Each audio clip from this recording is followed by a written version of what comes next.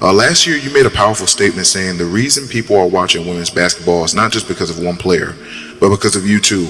A year later, do you feel like you're Next question. The reporter never got to finish his question, but he did have an angelry in just 2 words explain the current state of the WNBA and its relationship with Caitlin Clark. And that relationship has just taken a big turn. Let me explain. Caitlin Clark's impact on the WNBA has been undeniable. Millions of new fans sold out arenas and record-breaking viewership.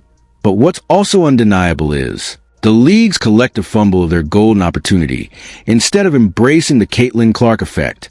Many within the league pushed back, they questioned the hype, downplayed her impact, and worst of all, they mocked her fans. They treated the Caitlin Clark effect as a threat, not a gift, and to anyone watching from the outside, it made 0 sense. The WNBA last year, bless their hearts, finally got a star. And they didn't know that. They couldn't figure it out. Well, we don't want to put too much Caitlin Clark on. Nope, every game. More Caitlin Clark all the time, always. Caitlin Clark is easily the most influential athlete in a team sport since Michael Jordan. The success, the mainstream breakthrough, the headlines, the hype, the packed arenas. It was everything the WNBA had dreamed of for decades. They finally had the moment, the player, the spotlight, the cultural breakthrough. They're on the cusp of real money, respectable salaries, and global attention. But the catch, it was Caitlin Clark leading the way. And for many WNBA players, this wasn't a celebration. It was a funeral, because for some of them, Caitlin being the one wasn't just a plot twist. It was the death of a dream, the dream that they would be the ones to collectively elevate the league. And maybe the hardest pill to accept, the idea that after years of being told fans just don't care about the women's game, the fans did show up. They just showed up for Caitlin.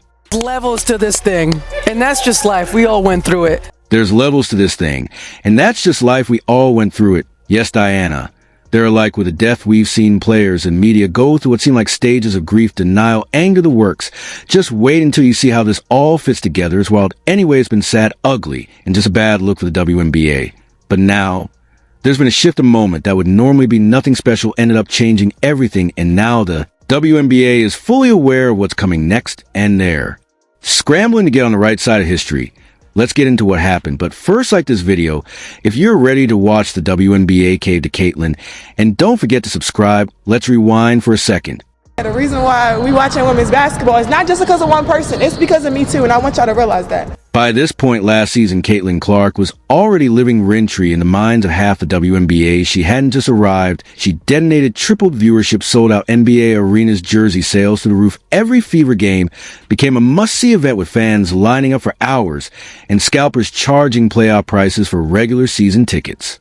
If we say her stats are today, what? 20 points, 8.4 assists, 6 rebounds. That's crazy. But 5 points. The jealousy started before Caitlin Clark ever laced up a pair of pro sneakers. The hype around her was nothing short generational. She had just broken the NCAA all-time scoring record, men's and women's.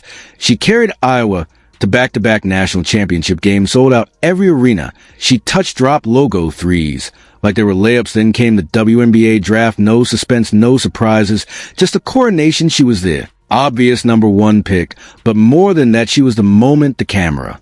Flashes of press coverage, the sponsors lining up, and that's where things got weird, because the league had seen great players before: Asia Wilson, Kelsey Plum, Breanna Stewart, legitimate stars, MVPs, champions, but none of them entered with this kind of hype. And for some, that stung cue, the first stage of grief, denial. It wasn't just skepticism, it was flat-out resistance. The old guard players, media, even executives immediately jumped in to downplay the moment. You could see the cracks before she ever hit. The core. Caitlin's coming. There's more than just that are coming. What will the league have in store for them when they get there? Look, SVP, reality is coming.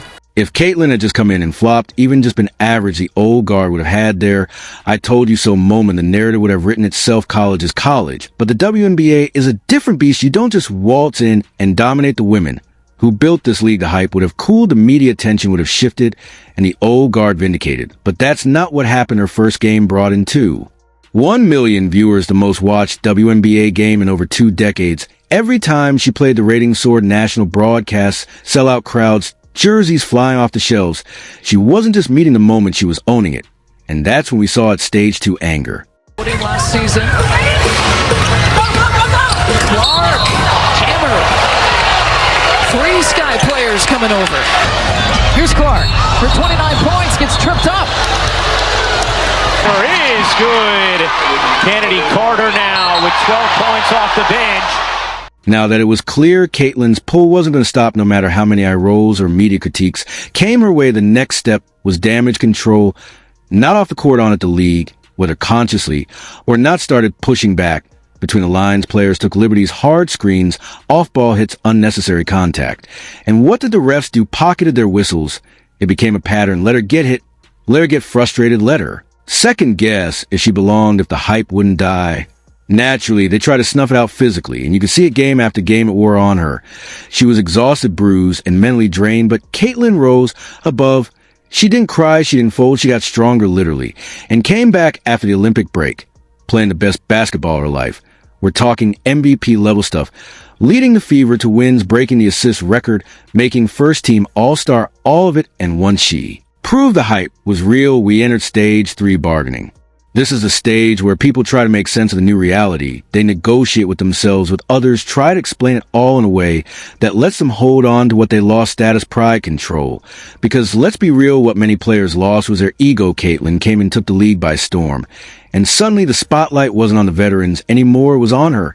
So what did they do? They changed the story. It's just the structure of the way media plays out race. So last night we read Time magazine where Caitlin Clark was named Athlete of the Year. Why couldn't they have put the whole WNBA on that cover? The one thing that I cannot deny is the amount of little girls that were showing up to follow her. Little girls with their parents and the fervor and the energy there. Why her? Same thing. Why her? Well, but she was a white girl from the middle of America.